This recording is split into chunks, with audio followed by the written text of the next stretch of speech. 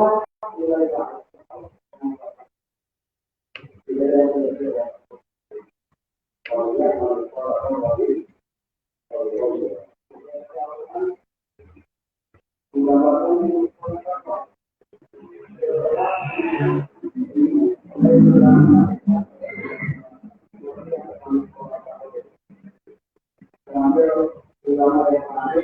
Mbak Desa, selamat bergabung. Wah, Mbak Mita juga udah gabung nih.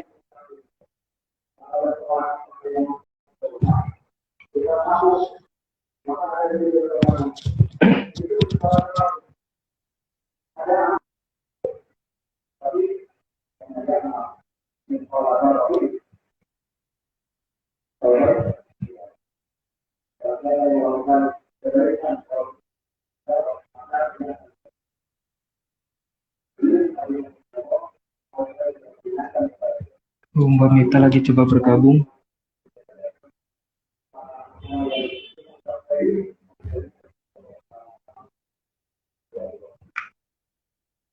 Halo Mbak Mita, sudah bisa bergabung?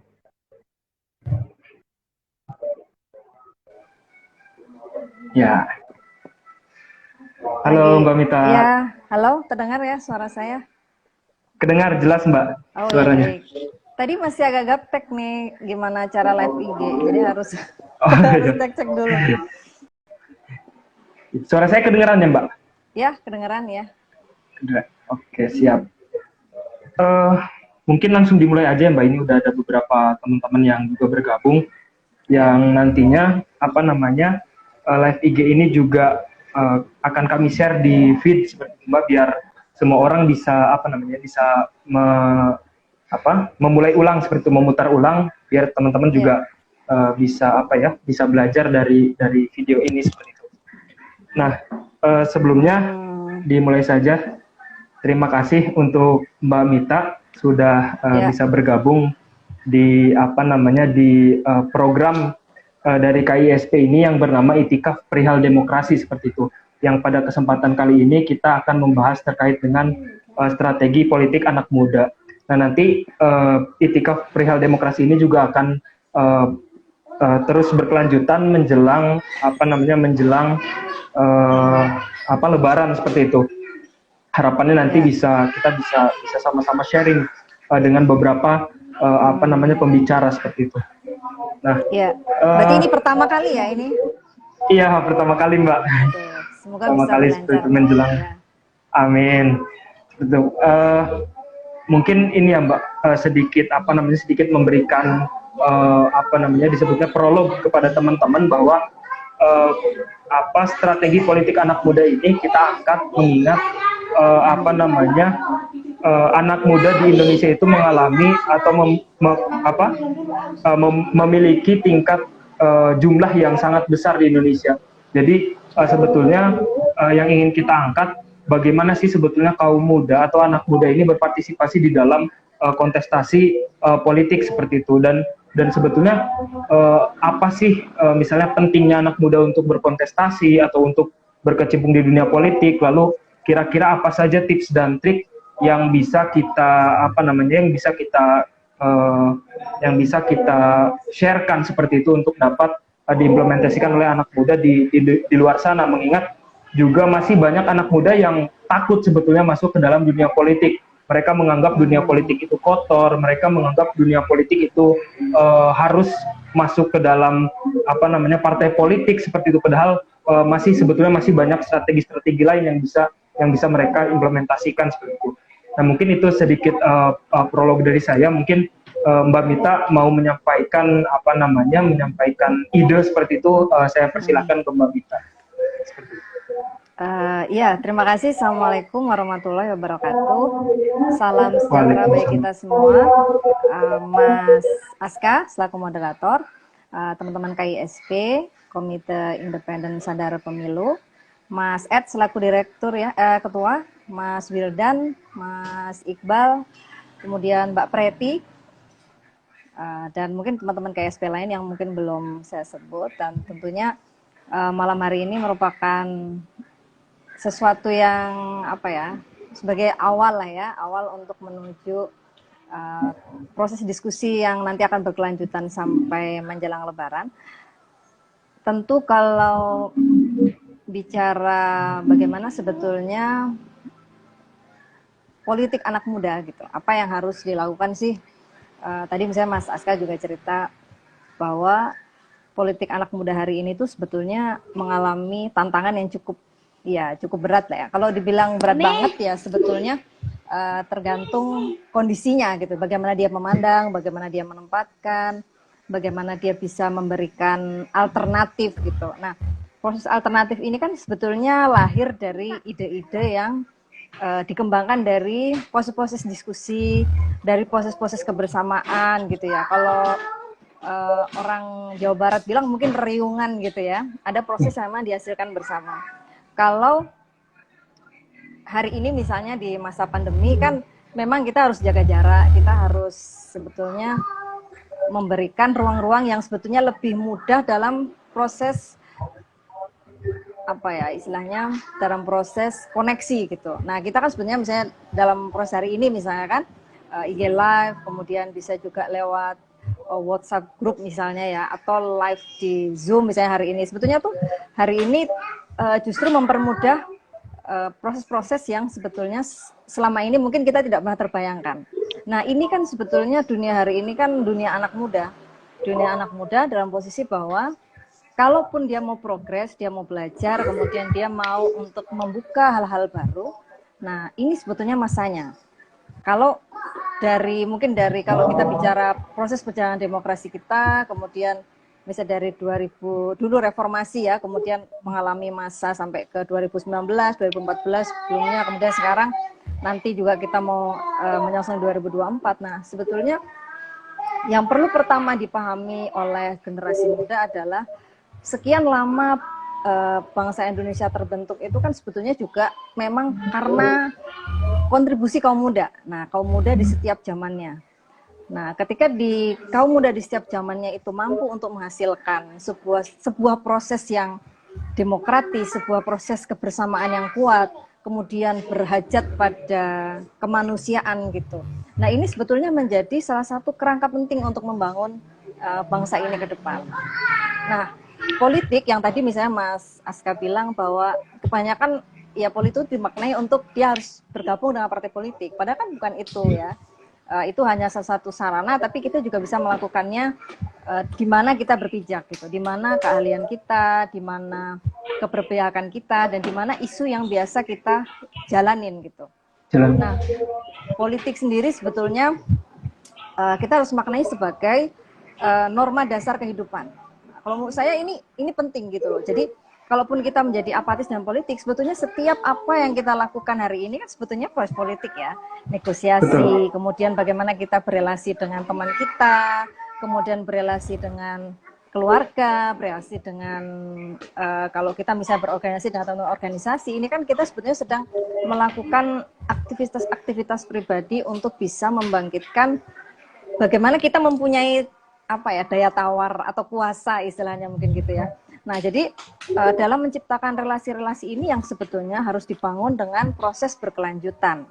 Nah, jadi dia menurut saya sih politik itu bagaikan sebetulnya lingkaran yang nggak pernah putus. Selalu ada balance atau misalnya ada yang saling mendominasi, ada yang misalnya dia berpikirnya justru malah pengen setara gitu. Jadi ini tergantung bagaimana dia menempatkan politik itu dan bagaimana dia sebetulnya belajar soal itu. Nah, kemudian yang menjadi permasalahan sebetulnya hari ini sebetulnya ketika kita bicara politik itu kita juga mempunyai masa ketika politik itu mempunyai gemuruh gitu. Nah, gemuruh ini yang sebetulnya akhirnya bisa mendikotomikan satu sama lain. Bahwa kemudian saya memang lebih bisa berkuasa, bahwa saya mempunyai modal yang sangat cukup gitu, entah power modal secara politik. Ya, power ya, relasi power itu bagaimana dia misalnya punya power dari apa yang dihasilkan, misalnya dia punya latar belakang dari finansial yang kuat, atau mungkin dia juga punya background akademisi yang kuat. Nah, sebetulnya kan ruang-ruang ini sebetulnya yang bertemu gitu, kemudian sebetulnya ini merupakan ruang negosiasi bersama, ruang untuk bisa memunculkan istilahnya kebersamaan satu sama lain. Nah, tapi masalahnya kalau kita belajar dari kondisi uh, bagaimana struktur ideologi, misalnya kita akhirnya dibangun, itu kan sebetulnya akhirnya menciptakan kelas. Kalau kita bicara Marx ya, itu kan ada kelas di situ. Nah, itu kan sebenarnya ada proses politik bahwa ada raja, ada kemudian kasta apalah Brahma atau kasta dia proletar misalnya. Nah, ini kan akhirnya timbul dari politik-politik itu karena memang akhirnya tidak semua orang punya akses yang sama. Saya kira itu, Mas, sebagai awalan. Iya, saya sedikit tadi mungkin meng-highlight ya kata-kata dari Mbak Mita bahwa seluruh kegiatan kita tidak terlepas dari proses politik seperti itu. Saya jadi ingat kata-katanya salah satu penyair dari Jerman, Mbak. Salah satu penyair dari Jerman yang buta yang terburuk adalah buta politik, seperti itu. Nah itu, halo? Suara saya terdengar, Mbak? Iya, tadi sempat agak putus, makanya nanya. Oh ya, jadi saya ingat kata-kata tadi yang Mbak Mita sampaikan itu kata-kata dari penyair Jerman yang bilang bahwa buta politik ialah buta yang terburuk ialah buta politik, seperti itu. Jadi dia nggak aware terhadap politik, padahal dia beli sembako, dia hidup, dia berpendidikan atau dia bekerja atau dia bersekolah, itu kan semuanya dari proses politik itu sendiri. Nah, terkait dengan ini, Mbak, saya ingin meminta tanggapan terkait dengan banyak dari masyarakat yang menganggap bahwa politik itu kotor seperti itu, Mbak. Nah, itu tanggapan dari Mbak Mita seperti apa? Menghilangkan stigma kotor tersebut seperti itu, Mbak. Iya, ini pertanyaan agak sulit juga ya nih, karena memang kalau kita bicara politik hari ini nih, yang realitas yang terjadi kan sebetulnya hal yang sebetulnya kurang menyenangkan gitu ya. Kalau kita bicara buruk banget ya, kayaknya enggak boleh lah. Kita nanti kan jadi putus asa gitu. Tapi ya memang kalau kita melihat proses hari ini kan dari Economic Intelligence Unit, kemudian IDEA, kemudian Freedom gitu. Ya memang proses hari ini kita memang dalam proses yang sebetulnya kondisinya memang sedang akan serius untuk mundur gitu. Jadi kalau bicara balance gitu kan sebetulnya kita hari ini enggak. Nah, tapi sebetulnya masih ada harapan gitu dengan posisi anak muda yang mempunyai spirit untuk bisa membebaskan demokrasi ini dari cengkraman para elit, kemudian atau pihak-pihak yang berkepentingan yang ikut sebetulnya pengen menjadi penguasa itu. Nah, kalau tadi ada pertanyaan apakah politik itu kotor, ya sebetulnya tergantung pada wilayah mana proses politik ini dihasilkan. Nah, kalau kita bicara misalnya nih, karena ini kan juga sebenarnya berkaitannya kan juga dengan hasil riset, hasil penelitian yang ada, kan sebetulnya kontestasi pilkada kan memang hari ini juga kita dihadapkan pada kasus-kasus yang real bahwa money politik tinggi, kemudian kekerabatan, kemudian juga dengan angka korupsi ya setelah kepala daerah yang sudah terpilih gitu kan, satu-satu itu sebetulnya menjadi hal yang sangat lumrah. Jadi, nah kelumrahan ini yang akhirnya dimaklumi orang gitu, sebagian orang yang akhirnya ya sudah memang politik itu kotor, politik itu sesuatu hal yang negatif gitu loh. Padahal sebetulnya politik ini menjadi jembatan penting untuk bisa menentukan banyak hal.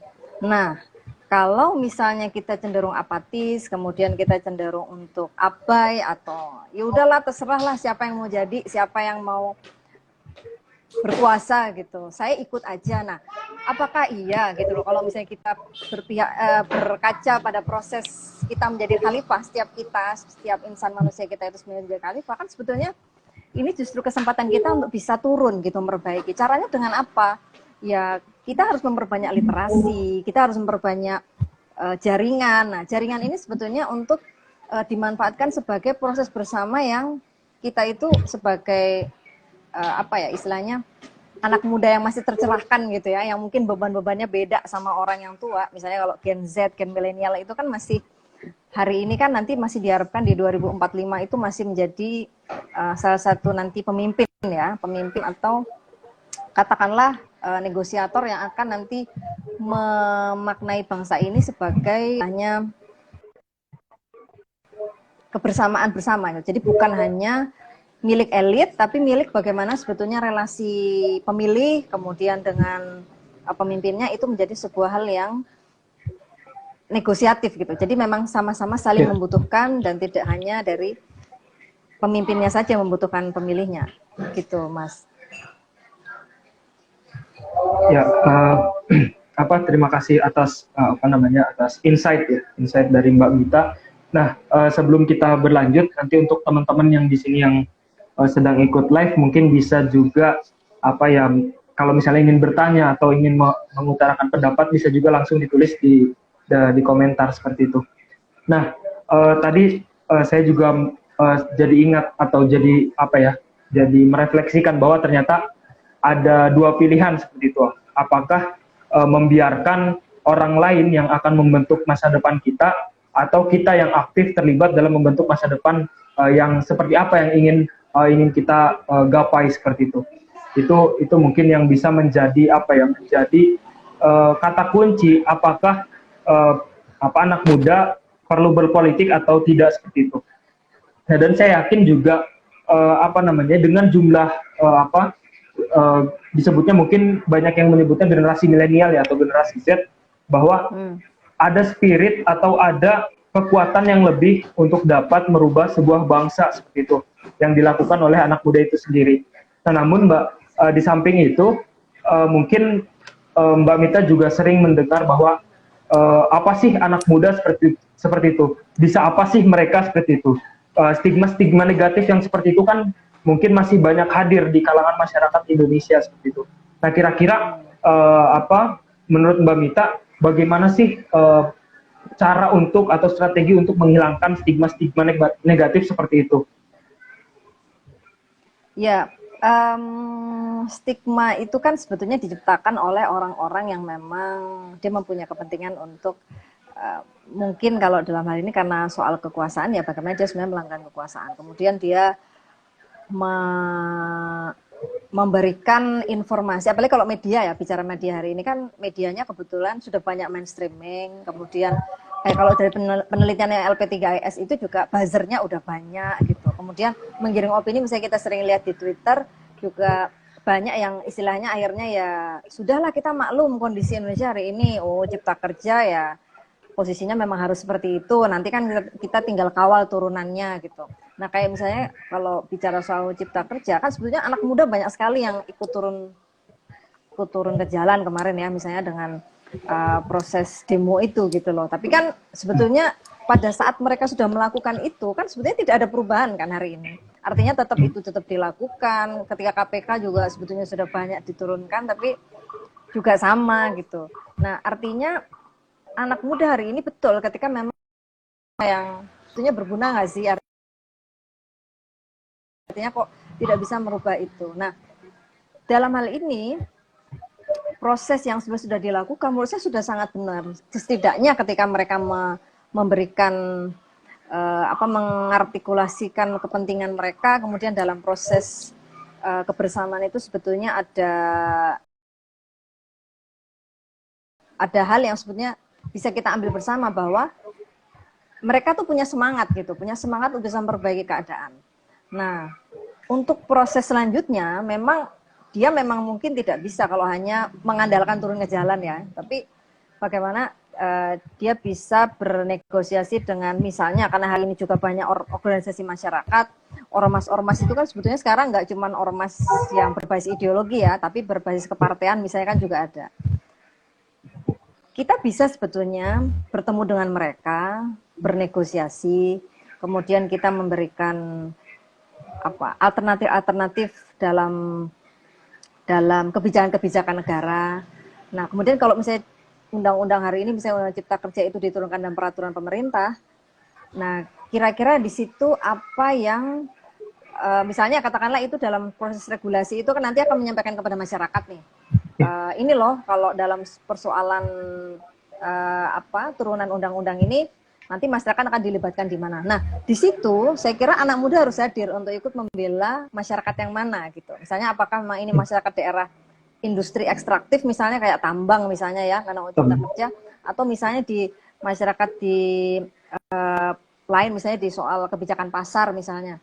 Nah, itu harus ada anak muda yang sebagai orang yang memang mempunyai ide-ide alternatif, atau katakanlah dia mempunyai semangat humanity yang kuat, dia harus hadir di situ, betul-betul memperhatikan, mengawal masyarakat. Nah, kalau misalnya dia sendiri mungkin belum bisa, tapi dia bisa mengawal masyarakat itu gitu. Dia bisa, misalnya kalau di tingkatan RT RW ya, dia harus aktif gitu loh. Jadi dia juga nggak bisa tiba-tiba dia datang, kemudian dia kemudian merasa yang paling hero, memang nggak bisa juga. Tapi ketika ada negosiasi yang terbangun, kemudian dia juga bisa mengawal kebijakan-kebijakan itu dari bawah, saya kira kita masih punya harapan di situ gitu, untuk bisa memberikan penghapusan stigma itu, bahwa sebetulnya anak muda ini mampu untuk bisa mengawal proses kebijakan di daerah. Dan juga kalau bicara soal mungkin kayak proses reses daerah ya, reses dari anggota legislatif itu kan juga bisa kan, kita juga bisa terlibat di situ untuk memberikan masukan kita terkait apa kebutuhan konstituen, apa kebutuhan di dapil itu gitu.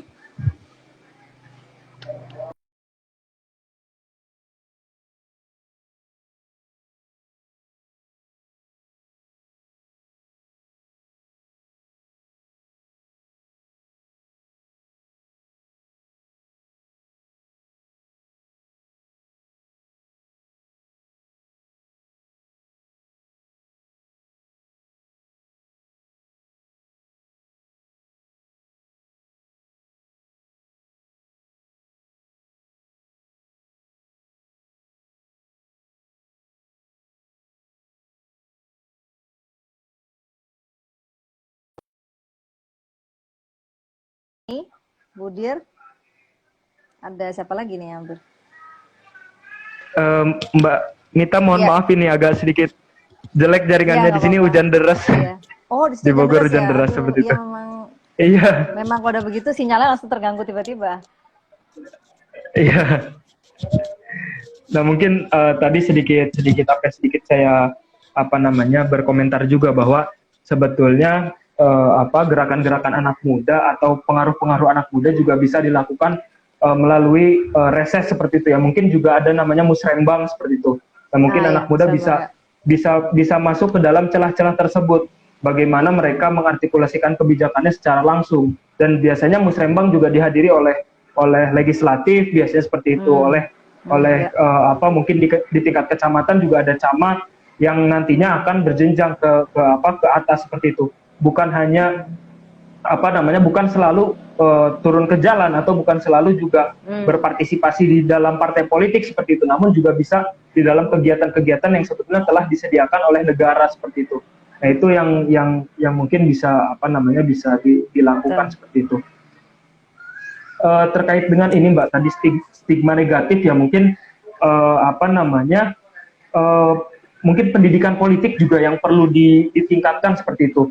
Mungkin gerakan-gerakan anak muda juga bisa berperan, bukan hanya untuk berpolitik, bukan hanya untuk meraih kekuasaan, tapi juga bisa menyebarkan pendidikan politik ke elemen masyarakat lainnya, misalnya ke orang tua seperti itu dan lain sebagainya. Karena biasanya stigma negatif seperti itu muncul dari masyarakat yang sudah berusia lanjut seperti itu. Kadang masih menganggap bahwa yang saya temukan masih menganggap bahwa apa sih anak muda bisa apa sih seperti itu. Nah,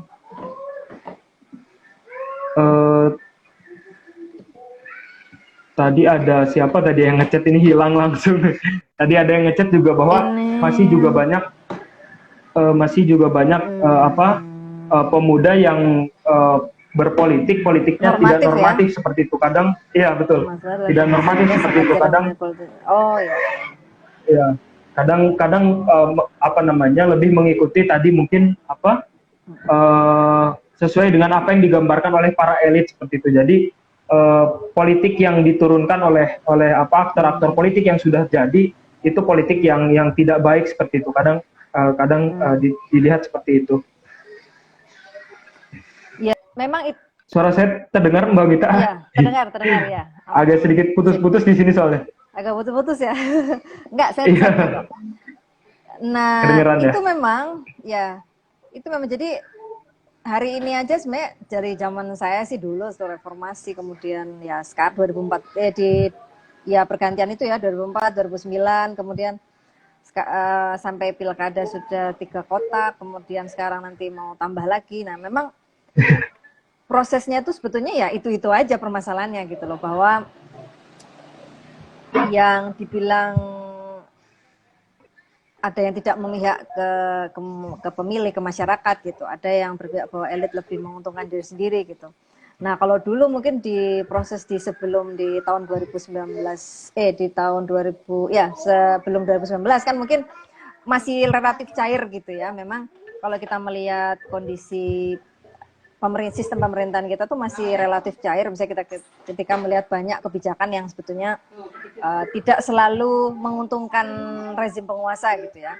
Tapi kalau hari ini kan sebetulnya kalau kita juga melihat kondisi kan memang mayoritas 9 partai di Senayan gitu, saya kira juga Mas Aska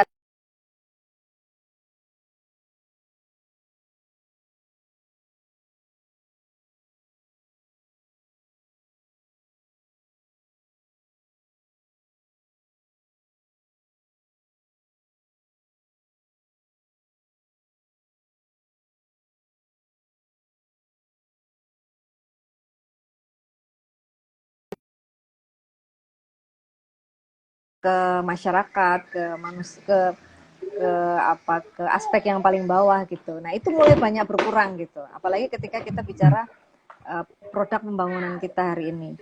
Nah, di situ sebetulnya memang kalau bicara bonus demografi 2045 itu memang ada kecenderungan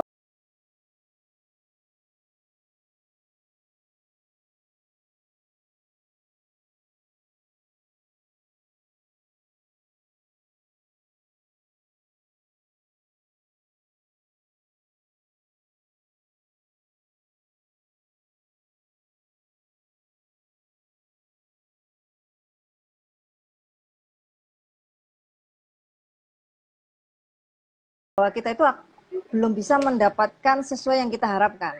Kan kalau dalam rencananya Bappenas ya, itu kan sebetulnya sudah ada blueprint yang sangat bagus gitu. 2045 itu menjadi bangsa yang adil, makmur, kemudian masyarakatnya tercerahkan, kemudian dia juga mempunyai koneksi antar negara yang kuat gitu. Tapi dengan pandemi ini, kemudian juga kalau bicara anak muda kan, anak muda kita hari ini kan terbagi-bagi ya. Terbagi-bagi itu dalam posisi karena ada tadi Gen Z, kemudian milenial. Nah, Gen Z-nya itu kan sekarang sudah apa ya, kalau bicara proses kemandirian itu kan akhirnya jadi mereka itu belum semuanya mendapatkan sesuai dengan yang diharapkan. Misalnya kalau kita bicara pendidikan hari ini kan juga pendidikannya online misalnya. Nah, pendidikan online ini kan sebetulnya kalau memang tidak sesuai dengan harapan yang biasanya tatap muka, tidak punya desain yang bagus. Nah, ini kan ketika kita mempunyai cita-cita bersama itu dia tidak akan merata gitu loh, karena juga tidak ada koneksi yang baik, tidak ada proses kurikulum yang sebetulnya sudah direncanakan jadi gitu. Nah, jadi anak muda itu akhirnya juga menjadi sebetulnya ini dilematis juga untuk pemerintah gitu. Dan dilematisnya itu dalam posisi bahwa tidak semua anak muda itu mempunyai kultur yang sama, tidak bisa jalan bareng. Jalan bareng tuh dengan akses dia ya, misalnya dia memang kalau di Jawa kan pasti semuanya bisa tercapai, kemudian dia bisa mempunyai ide-ide yang lebih bagus dibanding misalnya di luar Jawa. Nah, tapi di luar Jawa ini sebetulnya menjadi potensi yang sangat kuat. Kenapa? Karena sebetulnya dia itu justru bisa memanfaatkan kolokalitasnya itu. Nah, kolokalitas dalam posisi begini, misalnya selama ini kan kita banyak melihat bahwa Jawa itu menjadi pemerintahan yang dominan. Kemudian kalau di sekumpulan anak-anak di Makassar misalnya, atau mungkin di daerah mana ya, itu sebetulnya mereka punya ide-ide kreatif untuk bisa membangun kotanya atau misalnya daerahnya. Misalnya mereka bisa bernegosiasi dengan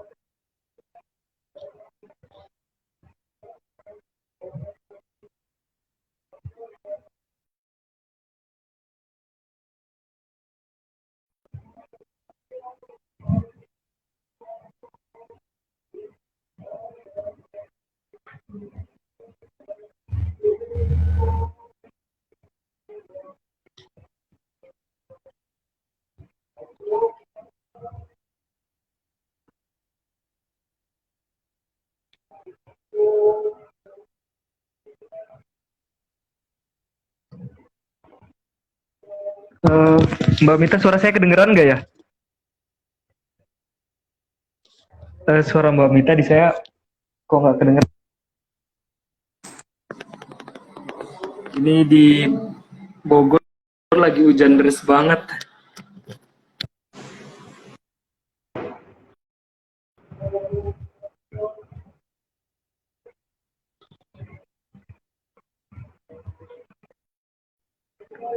Sebentar, Mbak.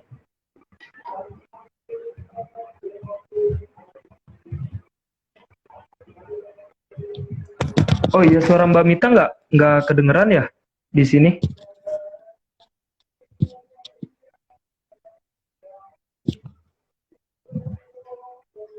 Mbak Mita, maaf. Em, Mic-nya Mbak Mita kayaknya ke-mute deh, Mbak. Yang di Mbak Mita. Di layarnya ada gambar mikrofon, Mbak. Mungkin bisa di apa?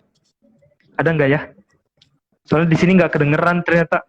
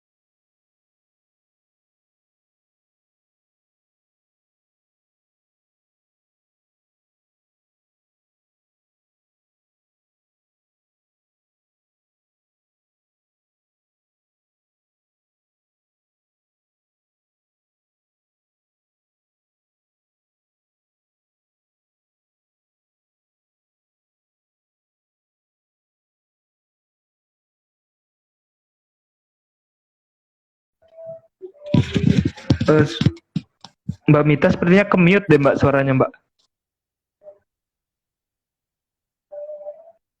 Di layar ada gambar mikrofon Mbak.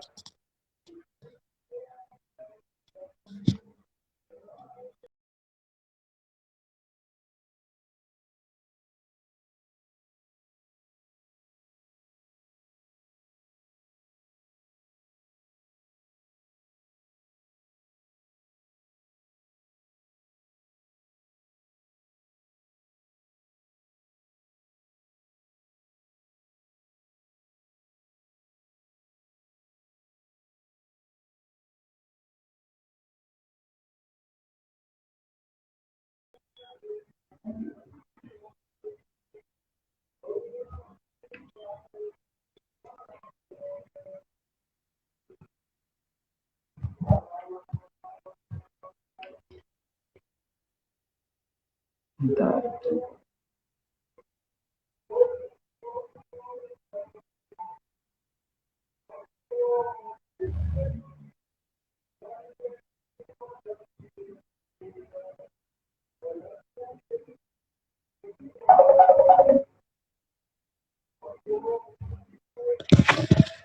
Suara saya kedengar Mbak? Suara Mbak Mita nggak kedengar ini di sini. Atau mungkin Mbak Mita bisa live dulu Mbak, nanti saya undang lagi.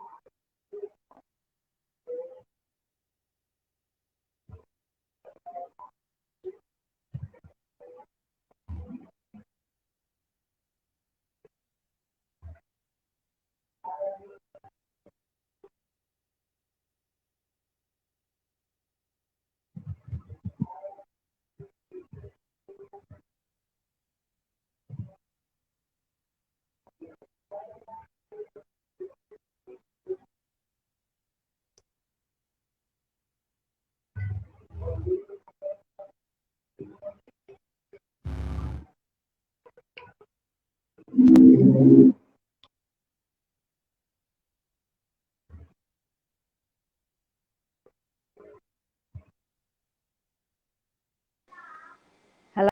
Nah, sudah terdengar lagi Mbak. Sudah terdengar. Iya. Ya, tadi Ini sampai kemana ya? sebelumnya Aduh. mohon maaf ini agak sedikit trouble di Nggak teknis apa. seperti itu. Wajah. Iya, nggak apa-apa. Terkait dengan ini Mbak, apa namanya eh, pengawalan berpartisipasi politik melalui kegiatan-kegiatan pemerintah seperti musrembang seperti dan lain sebagainya. Sampai situ Mbak. Oh, nah, jadi kalau tadi udah agak jauh lagi sih, tapi mungkin karena nggak dengar juga saya. Apa namanya? Ternyata tadi nggak terdengar suaranya. Jadi kalau bicara kemudian bagaimana kita mengawal gitu ya, memberikan masukan dan juga memberikan kontribusi gitu, apa yang misalnya berbasis kayak tadi saya cerita ada di beberapa daerah, misalnya tergantung lokalitas wilayahnya, misalnya kalau di Sumatera, kemudian di Maluku atau mungkin Sulawesi berbeda ya kebutuhannya. Nah, tapi mendekatkan itu kepada kebutuhan-kebutuhan yang berbasis sumber daya gitu, sumber daya alamnya mereka. Saya kira itu menarik karena hari ini kan sebetulnya masyarakat kan apalagi didukung pandemi ini kan banyak yang sebetulnya sedang mengalami krisis gitu. Yang krisisnya sampai saat ini sih sebetulnya belum terlalu mencuat ya, belum kelihatan karena sebenarnya kalau pemerintah bilang kan hari ini ekonomi sudah mulai agak stabil gitu, tapi kemudian ini kan mulai agak berbahaya lagi. Nah dalam proses ini, nah akan sangat baik bila anak muda memberikan masukan kepada pemerintah lokal, khususnya pemerintah daerah untuk bisa menjadikan kegiatan-kegiatan yang berbasis, misal kalau karena ini sumber kehidupan masyarakat hari ini ya berarti mereka mendekatkan itu gitu loh, mendekatkan olahan-olahan atau mungkin misalnya katakanlah tadi misalnya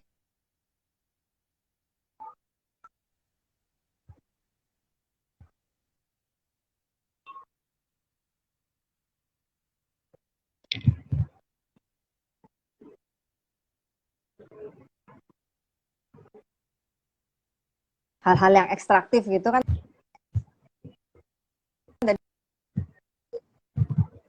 Jadi, nah itu bagaimana keterlibatan masyarakat di situ. Ya kan kalau misalnya kayak mungkin kita cerita soal tambang ya, kan banyak juga yang akhirnya tambang liar. Tambang liar ini kan merugikan masyarakat.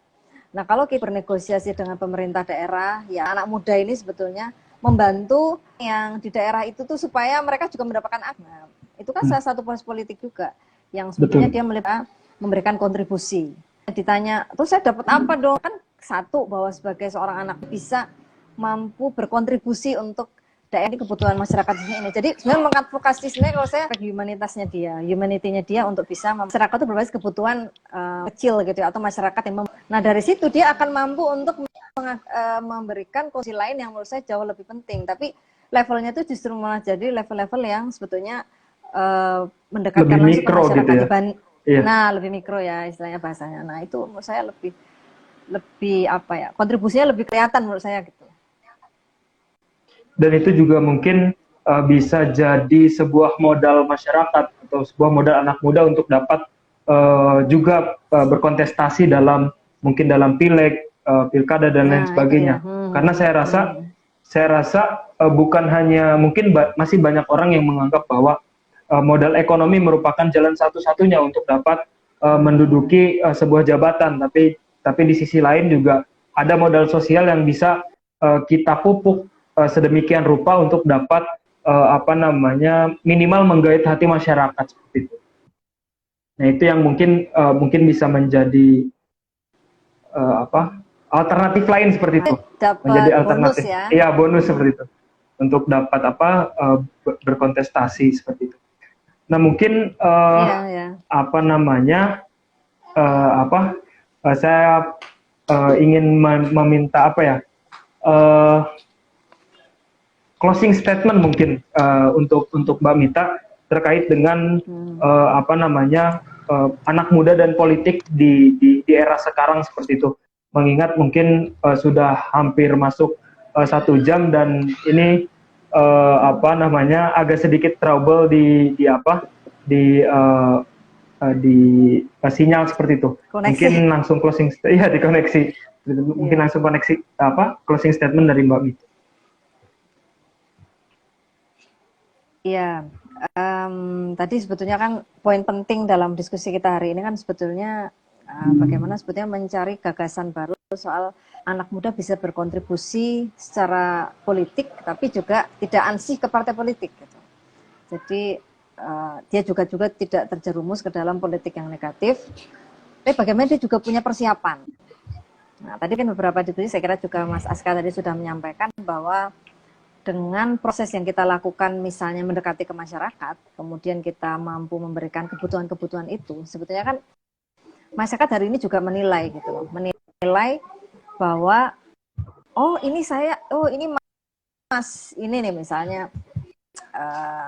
Mas Edward gitu atau Mas Wildan atau Mas Aska itu dia membantu untuk mengadvokasi di situ.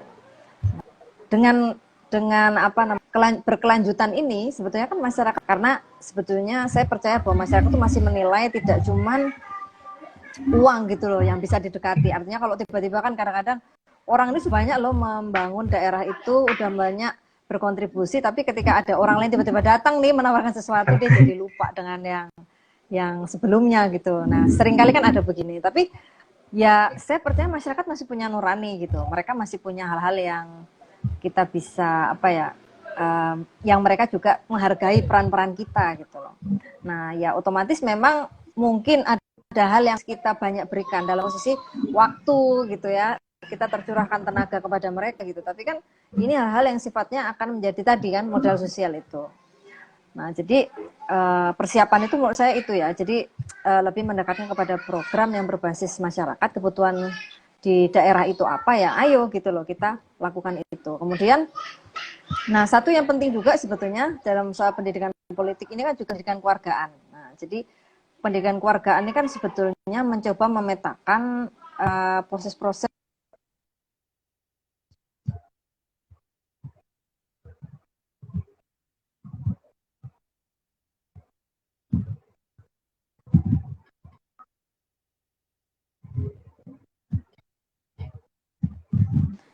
wilayah kita itu kan sebetulnya bisa jadi wilayah kita kan bisa jadi misalnya khasan apa, jangan-jangan di situ juga punya potensi konflik gitu loh. Tapi kita mampu memetakan itu bahwa hanya di sini sebetulnya secara proses mereka punya ada isu radikalisme atau mungkin ada isu-isu yang mungkin di situ gotong royong antar umat beragamanya baik. Nah, ini kan kita juga bisa lebih merukunkan gitu. Kemudian bisa memberikan misalnya kayak ya kalau bicara Jawa sih sebetulnya mungkin luar Jawa ini kan masalahnya banyak. Termasuk misalnya sekte atau golongan gitu ya yang sebetulnya ya itu menyentuh wilayahnya banyak, bisa juga berkaitan.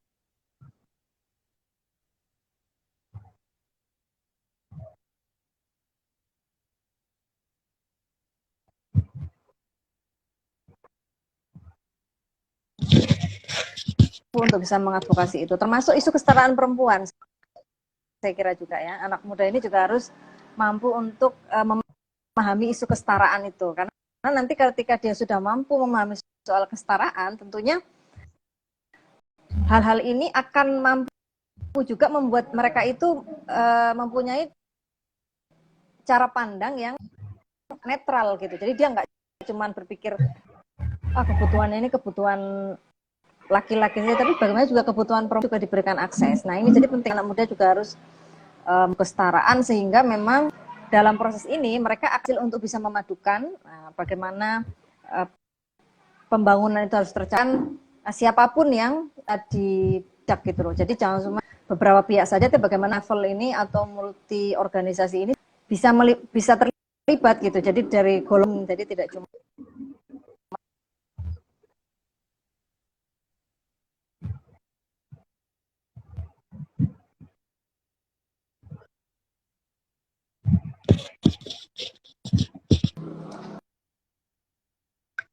Mbak saya Mita, kira itu. putus-putus lagi sinyal.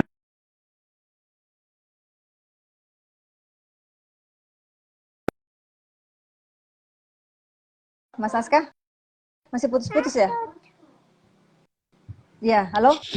Halo, terdengar Mbak suara saya? Aduh, putus-putus. Sudah? Iya, Halo, sebentar. Sudah, Mas? Masih putus-putus ya?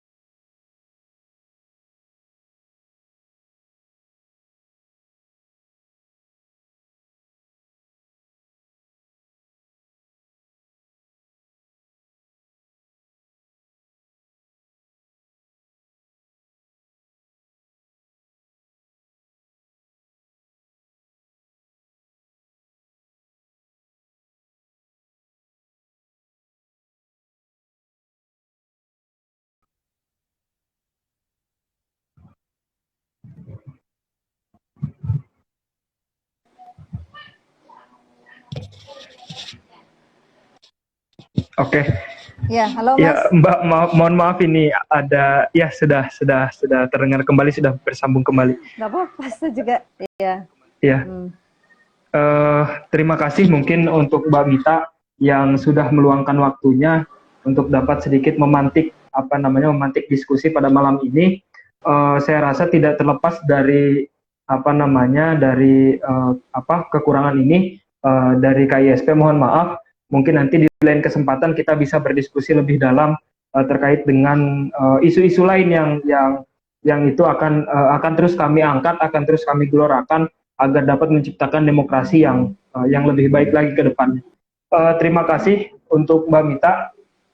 Terima kasih juga untuk teman-teman yang sudah hadir. Mungkin nanti sedikit rangkuman diskusi ini akan kami sebarkan Siap. di feed Siap. Instagram. Seperti itu. Terima kasih Mbak Mita atas waktunya. Ya. Assalamualaikum. Saya tutup, ya.